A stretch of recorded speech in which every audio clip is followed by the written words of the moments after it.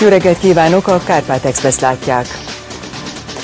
November 17-től ingyen utazhatnak a szlovákiai vonatokon a 15 évnél fiatalabb gyermekek, a diákok, a nyugdíjasok és az egészségkárosultak. Az erről szóló döntést októberben jelentette be a szlovák kormányfő.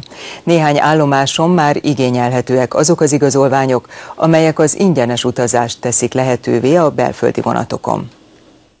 Ugyanazt, igen, csak más, hogy adják. Trencsik Simona joghallgató Pozsonyban. Szülőfalujából hetente utazik a szlovák fővárosba. Ehhez előbb busszal kell eljutni a Párkányba, majd onnan vonattal a 120 kilométerre lévő Pozsonyba.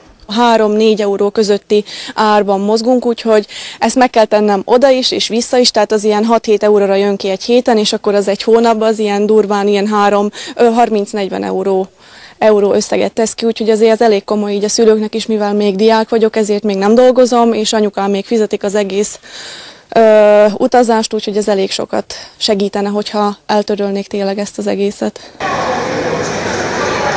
A bevezetéshez szükséges előkészületek már elkezdődtek. Az állomásokon a megjelölt ablakoknál igényelhetők azok az igazolványok, amelyek az ingyenes utazáshoz szükségesek. A kormány szerint az intézkedés célja a polgárok életminőségének javítása.